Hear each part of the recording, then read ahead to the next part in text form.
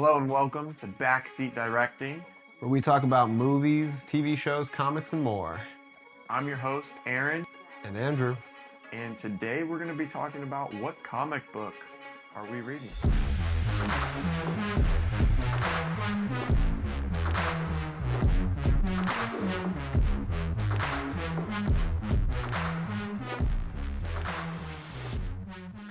All right, so Aaron, what are you reading right now? I'm kind of in the middle of a few stories, but the one that I'm in the middle of reading is Why the Last Man. Something recommended by this kind of a loser of a guy, you know. He sounds handsome. He's got red hair, which, you know. Sounds like make him unique, like a peacock. Yeah, Why the Last Man is a really great story. I've read the story in its entirety, so I won't spoil anything for you or for anybody that might be listening. But Brian K. Vaughan is the author, and he is killer at what he does.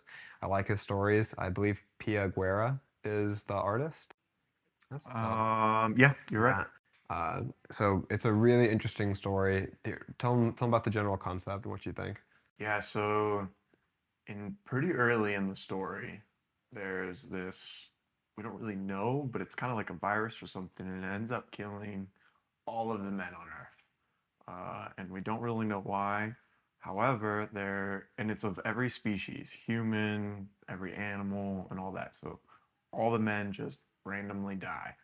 And the main character, Ulrich, is I've been saying Yorick Yorick. just for the sake, because I know I'm gonna hear you say it. That's right. I guess in my head, that's just how I say it. I'm not good with names. It's Shakespearean, so I don't know the correct pronunciation. That's just How do you say it? Yorick. Yorick? Yorick Brown. All right, we'll go with that. He's the last man, and his monkey is also a male that survived whatever this is that killed all the men. Yeah. Yorick has a capuchin monkey in the beginning of the story, and it, without giving away too much, kind of goes on from there into the adventures of being the last man, and the the story has a lot of twists and turns that you've yet to reach, but it tackles a lot of concepts. I mean, it tackles a lot of concepts about the world without men and about what it's like to be a woman, and also just this giant disaster. I remember one panel in the beginning where they talk about how the majority of pilots were men, and basically all the planes started dropping out of the sky.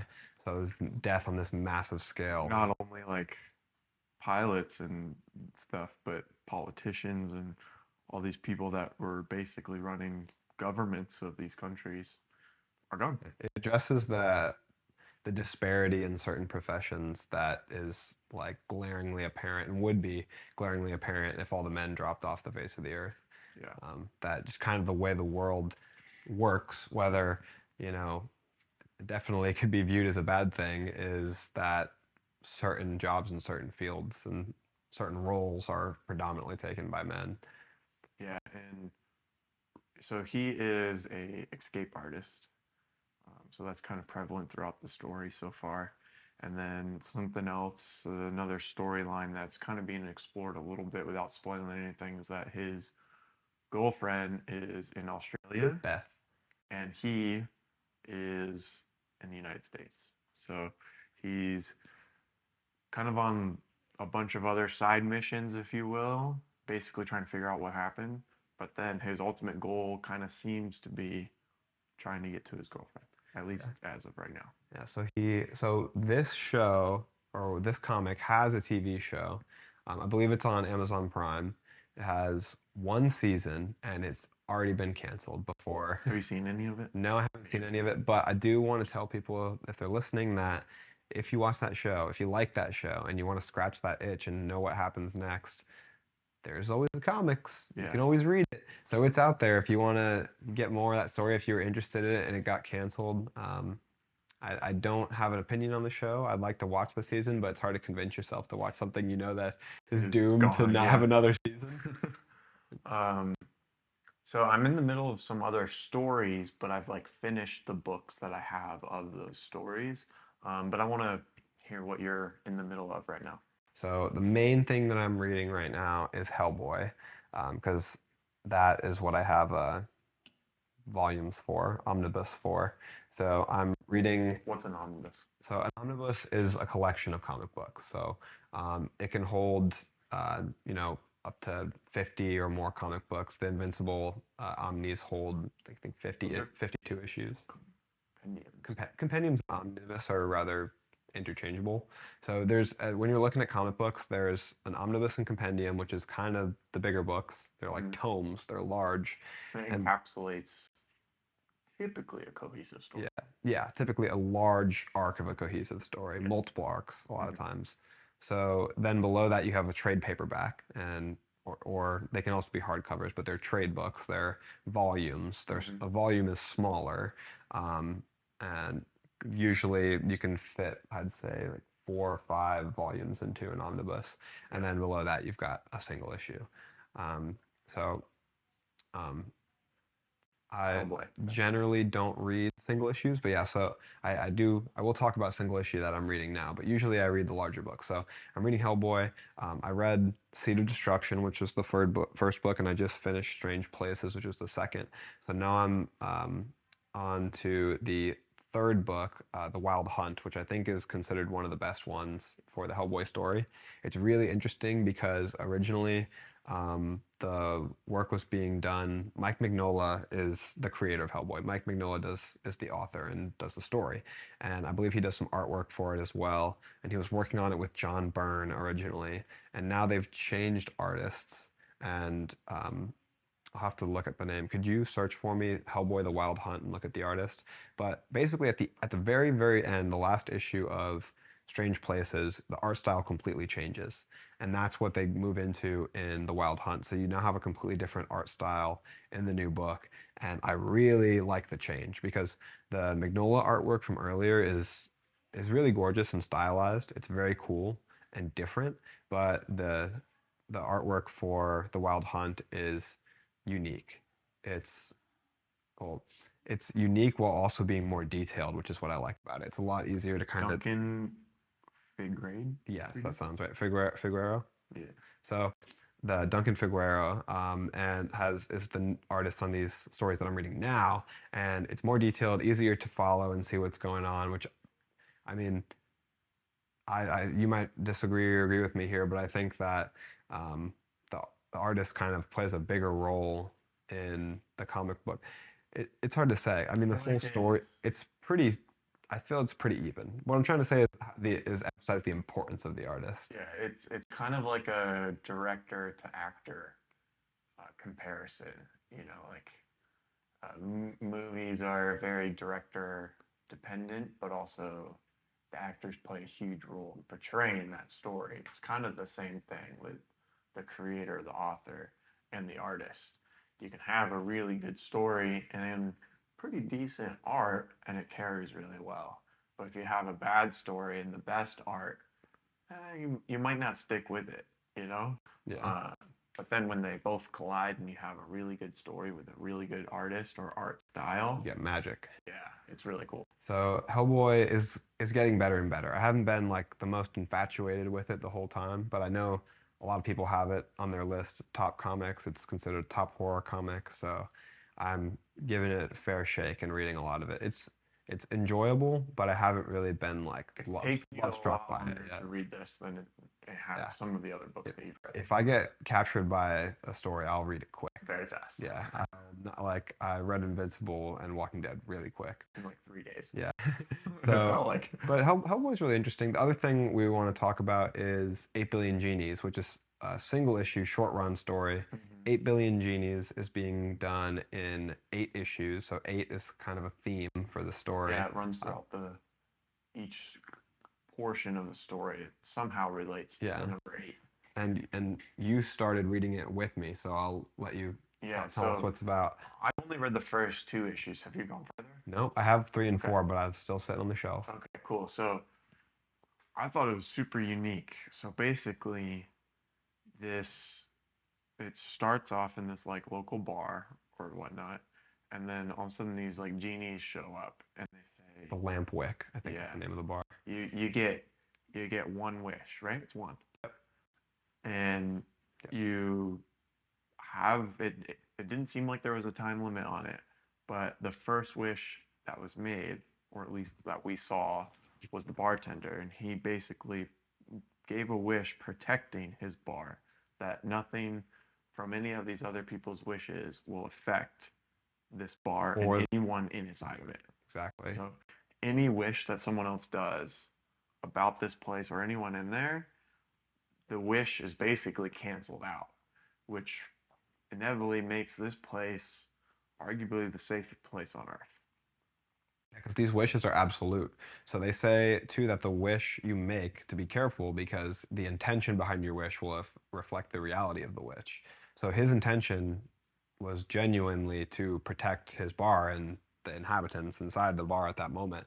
So it's pretty ironclad. I mean, we see the world in destruction around them, and the everyone inside the bar is completely unaffected. So it's a really it's a strange, unusual story that does all kinds of crazy things all over the map.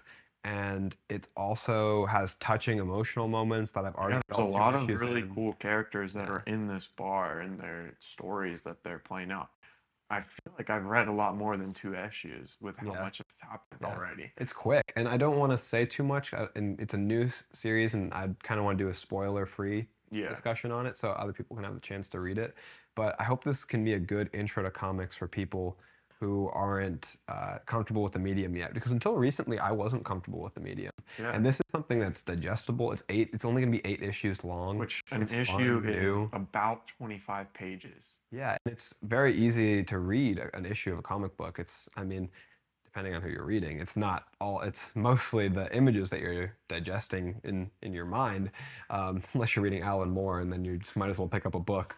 But the story is really interesting, and it's emotional, and it's action packed, and it's a lot of fun. And I think it could be a good way to get a lot of people into comics who otherwise wouldn't have. It's also a good way to bridge the gap for other comic book publishers because I think that Image is doing a really good job and generally does a really good job with these non-traditional stories. So Yeah. I think, This is a run that hasn't been going on for 30 yeah, plus years, like something like Spider-Man. yeah, Like, where do you start with Spider-Man? It can yeah, be a little overwhelming to try to get into a comic like exactly, that. yeah. And I Um, felt that fear too when I thought about reading comics, is I wouldn't even know where to start. I don't want to buy a bunch of books. This is eight Same. books, $4 a piece, Yeah, and I really eight want issues. to do the story justice by reading the whole story arc. Yeah, And at first it was kind of hard to figure out what that was, what stories were what books should I read when it comes to like Batman that's been going on forever or any of the Marvel characters or something. there's so much continuity to But go through. yeah, but this is it's just a short story and it's all complete. It's one universe. You don't need to know any of the characters going in, so it's very digestible for someone just getting started in the comics. And the art is phenomenal.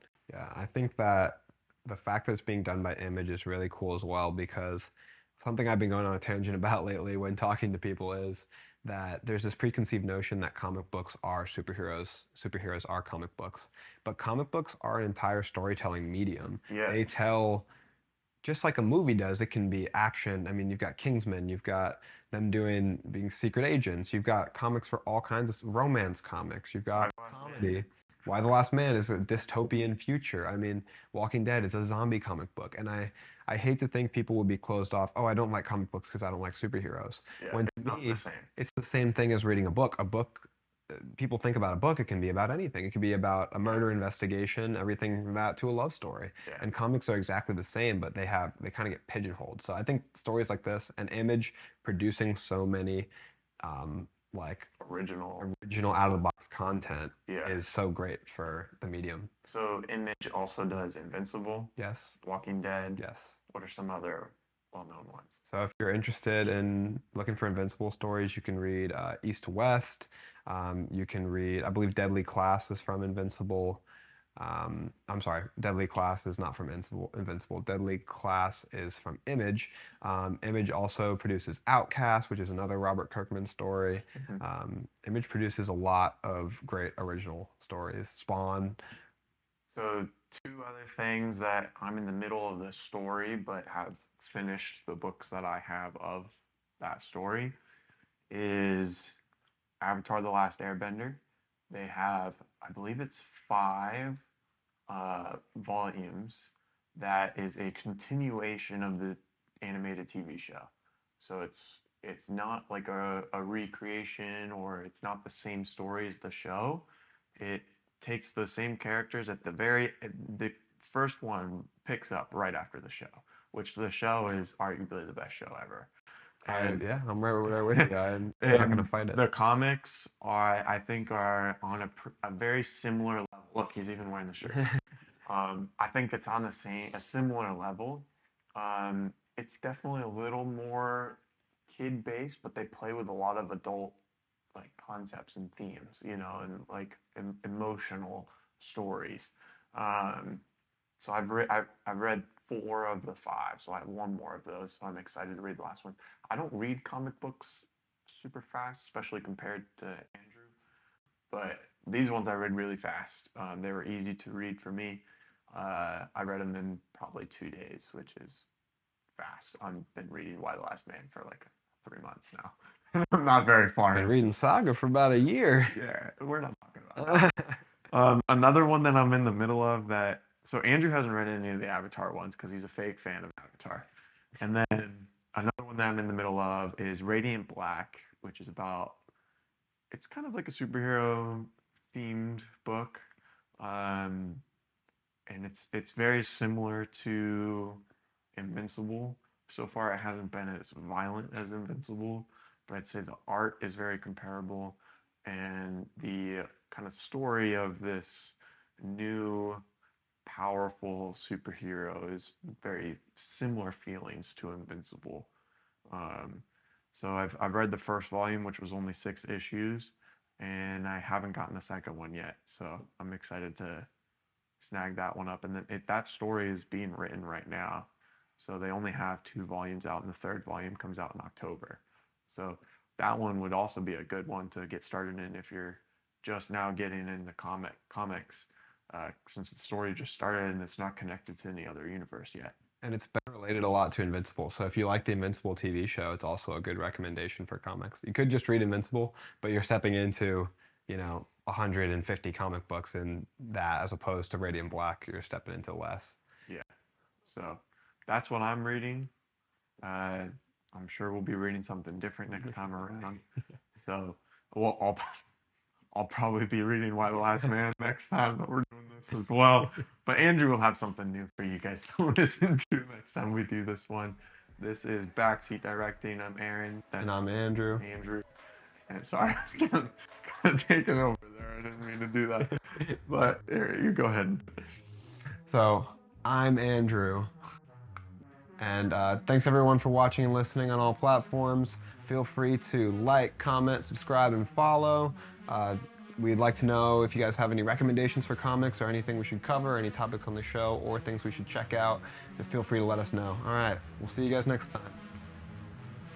We're on all of the social medias, TikTok, Instagram, all the podcast platforms, YouTube as well. So if you're just listening to this on the podcast app, you can check out YouTube and see our ugly faces as we talk back and forth, and some pictures of like the comics that we're talking about and stuff like that. So got a Mjolnir here, got a cool t-shirt on, so. Yeah. All right. Thanks for listening. Adios.